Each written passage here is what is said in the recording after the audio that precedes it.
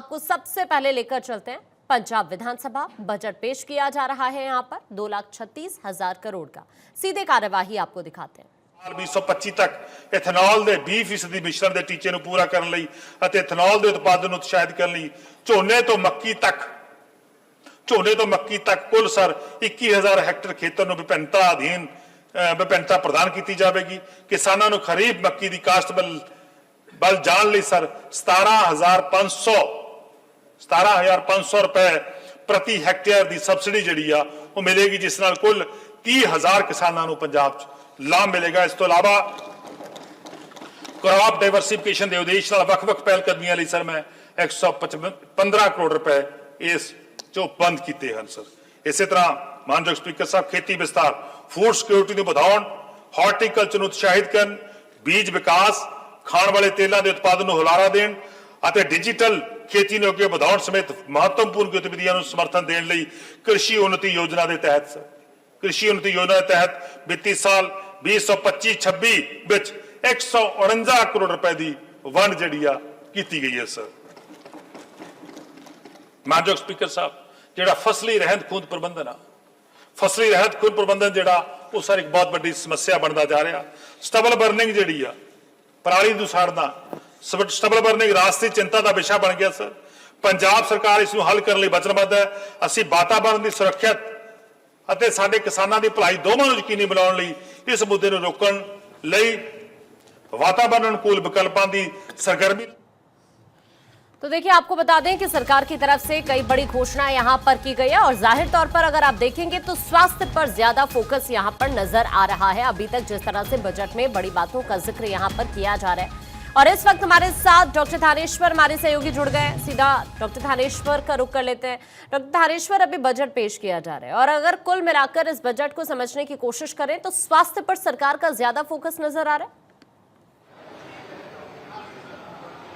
देखिए, स्वास्थ्य के साथ साथ खेलों पर भी बहुत ज्यादा जोर नजर आ रहा है और इसके साथ साथ जो स्टबल बर्निंग है, जो इंटरनेशनल लेवल पर पंजाब की बहुत बेस इंसल्ट करवाता था, उस पर भी काफी जोर दिया जा रहा है। अभी जो बजट वित्त मंत्री ने पेश कर रहे हैं उसमें उन्होंने सबसे ज्यादा बात यह कही कि नशे के विरुद्ध जो उन्होंने अभियान चलाया, उस अभियान में जो लोग नशा छोड़ के आएंगे उनको युवा कहीं दूर दोबारा नशे की रत में ना आ जाए, इसलिए उनको अच्छी ट्रेनिंग देकर दोबारा रोजगार उपलब्ध करवाया जाएगा। साथ ही साथ उन्होंने कहा कि खाली दिमाग शैतान का, अगर यदि युवाओं को किसी तरह का कोई गेम्स में नहीं लगाया जाएगा तो वो दोबारा नशे की तरफ बढ़ सकते हैं। इसलिए खेलों पर 779 करोड़ रुपए का बजट, पहली बार पंजाब के इतिहास में इतना बड़ा बजट रखा गया। साथ ही साथ उन्होंने कहा कि नशों की जो कि पंजाब के साथ लगते 5,000 किलोमीटर के बॉर्डर से जो आती है, वहां पर 5,000 से अधिक होमगार्ड्स के साथ, बीएसएफ के साथ होमगार्ड्स को तैनात किया जाएगा, उसके लिए बजट दिया गया और इसके साथ साथ नशे की खेप को रोकने के लिए अलग अलग तरह के प्रबंध किए गए।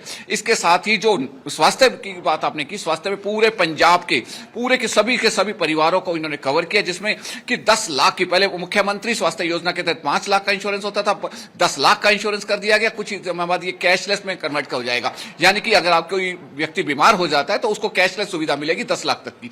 ये अपने आप में एक बड़ी बात है जो पंजाब के वित्त मंत्री ने अभी तक बजट में पेश किया। इसके साथ साथ उन्होंने कहा कि शिक्षा के क्षेत्र में विशेष ध्यान दिया जा रहा है, क्योंकि शिक्षा, अगर स्टूडेंट्स, अगर जो नई पीढ़ी आ रही है वो शिक्षित होगी तभी वो प्रदेश का विकास कर सकती है, इसलिए शिक्षा पे बहुत जोर दिया जा रहा है। स्टबल बर्निंग जिससे अक्सर कहा जाता था कि दिल्ली और हरियाणा का जो मौसम खराब करता है कि पंजाब के किसान पराली जलाते, उस पराली जलाने को रोकने के लिए और किसानों को अधिक फायदा देने के लिए भी इस बजट में काफी ज्यादा प्रावधान किया गया। अभी बजट भाषण चल रहा है और कई बातें हैं जो पंजाब के उद्धार के लिए इस बार वित्त मंत्री पेश करने जा रहे हैं। सबसे बड़ी बात है कि इस बार जो उन्होंने से स्लोगन दिया, बदला पंजाब दिया, यानी कि पंजाब पहले से ज्यादा बदल गया। वो पहले की जो सरकारें थी उनसे कंपैरिजन करके बजट को पेश कर रहे हैं कि वो सरकारों ने ये किया, हम ये कर रहे हैं, वो सरकारों ने ये किया, हम ये कर रहे हैं। महिलाओं को इस बजट से बहुत उम्मीदें रही हैं इससे पहले भी और आप ग्राउंड पर भी रहे, लेकिन एक बात का मैं जिक्र करना चाहूंगी। पंजाब सरकार ने अपने घोषणा पत्र में महिलाओं को 1,000 रुपए हर महीने देने का वादा किया था। 3 साल बीत चुके हैं, लेकिन अभी तक उस वादे पर सरकार खरी नहीं उतरी है। तो अभी महिलाओं को लेकर क्या घोषणाएं हुई हैं, या फिर ये वादा इस पर अभी इस बार सरकार खरी उतरती दिख रही है क्या? देखिए, अभी बजट भाषण चल रहा है, सभी महिलाओं के साथ साथ मीडिया कर्मियों सभी को उम्मीद है कि पंजाब के इस बार के बजट के अंदर जरूर महिलाओं को जो 1,000 रुपए देने का वायदा उसका प्रावधान रखा जाएगा। हो सकता है कि जिस तरह की हरियाणा ने 5,000 करोड़ की विंडो खोल के महिलाओं को 2,100 रुपए देने की प्रणाली शुरू कर दी है, पंजाब सरकार भी इस तरह की कोई विंडो ओपन करके उसमें एक नेटशल अमाउंट रख दे, उसके बाद 1,000 रुपए देने की काम शुरू कर दे। लेकिन अभी चूंकि बजट भाषण चल रहा है, अब बजट भाषण में आगे क्या घोषणा करते हैं, महिलाओं को बहुत उम्मीद है। ग्राउंड लेवल पे जब महिलाओं से बात की थी तो सभी महिलाओं की एक ही कहना था, 1,000 रुपए मिलेंगे इस बार, 1,000 रुपए मिलेंगे इस बार। क्या भगवंत मान जो बाकी लोगों की भलाई के लिए काम कर रहे हैं, क्या महिलाओं के लिए काम करेंगे? सभी महिलाएं एक आस भरी नजरों से भगवंत मान सरकार की तरफ देख रही हैं। अब देखना है कि बजट भाषण जो आगे चल रहा है उसमें क्या वित्त मंत्री इस बात की घोषणा करते हैं, नहीं करते। क्योंकि दिल्ली में जिस तरह की आम आदमी पार्टी की सरकार हारी है, उसके बाद जो एक्टिव मोड में पंजाब में आम आदमी पार्टी सरकार आई है, उसका सीधा असर इस बजट के अंदर साफ दिखाई दे रहा है। इस बार पहली बार ऐसा है कि जो नशे के विरुद्ध 1 मार्च से जो अभियान चला है वो इतनी तेजी से अभियान चला रहा है। बुलडोजर चलाए जा रहे हैं, जो नशा तस्करों ने जो प्रॉपर्टी बनाई थी उन पर बुलडोजर चलाए जा रहे हैं। और भी पहली बार ऐसा हो रहा है कि जो नशा मुक्ति केंद्र है पंजाब सरकार ने सभी अपने हाथ में ले लिए हैं। प्राइवेट नशा मुक्ति केंद्रों में भी वो अपने बंदे बिठाकर उनसे बातचीत कर रहे हैं ताकि किसी भी नशा छोड़ने वाले को कोई दिक्कत ना हो। स्किल डेवलपमेंट के तहत उनको ट्रेनिंग देके अलग अलग रोजगार उपलब्ध करवाए जा रहे हैं। अगर मैं सही बात अगर नेटशल में कहूं तो पंजाब सरकार अब जब से दिल्ली में सरकार हारी है उसके बाद पंजाब में बहुत ज्यादा एक्टिव मोड में आ गई है। उसी एक्टिव मोड में अभी भी महिलाओं को उम्मीद है कि आगे बजट भाषण जो चल रहा है उस बजट भाषण में 1,000 रुपए की कहीं ना कहीं उनकी उम्मीदों पर पंजाब सरकार खरा होगी। अब देखना है कि अभी तो भाषण चल रहा है, अभी तकरीबन 40 मिनट के करीब बजट भाषण को हुए वित्त मंत्री को बजट पढ़ते हुए, आगे इस पे घोषणा करते हैं कि नहीं करते। जी, लेकिन डॉक्टर थानेश्वर, अगर अरुणाचल प्रदेश के बाद हम देखें तो जो दूसरे नंबर पर राज्य आता है सबसे कर्जदार, उसमें पंजाब का ही नाम है। यानी दूसरा सबसे बड़ा कर्जदार राज्य इस वक्त पंजाब बना हुआ है। और जो आपने अभी बड़ी बातों का जिक्र किया, अलग अलग सेक्टर्स को लेकर जो सरकार की तरफ से कोशिश की जा रही है, जो आकार यहाँ पर बजट का बढ़ा है, खासतौर पर खेल का भी आपने जिक्र किया, महिलाओं के लिए हो सकती है बड़ी घोषणाएं कुछ, और अभी देर में हमें ये सब चीजें क्लियर हो जाएंगी। लेकिन सवाल इस बात का है कि आप इन वादों को पूरा कैसे करेंगे, और फिर आपके पास पंजाब को लेकर प्लान क्या है? आप ये जो कर्ज बढ़ रहा है पंजाब पर, इससे पार पाने की कोशिश में कैसे आगे बढ़ेंगे? देखिए, अभी जो बजट भाषण की जहां तक जानकारी आई उसके अंदर साफ शब्दों में जो निकल कर आ रहा है कि पंजाब ने रेवेन्यू जनरेट करने की अलग अलग सोर्स बनाए। पंजाब एक विरासत है, पंजाब अपने आप में एक अलग चीज है, पंजाब को देखने के लिए पूरा वर्ल्ड आता है।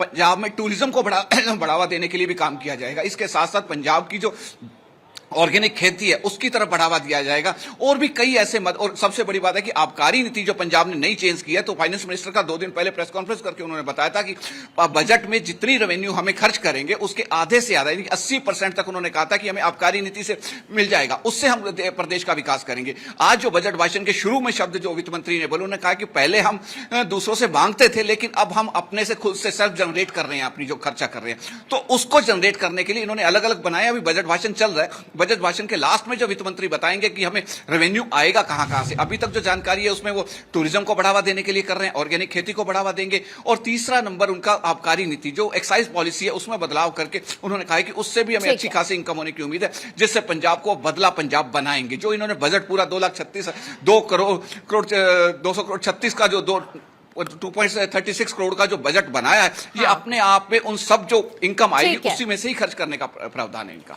ठीक है थानेश्वर, नजर बनाकर रखिएगा। अभी के लिए आपका शुक्रिया ये पूरी जानकारी के लिए।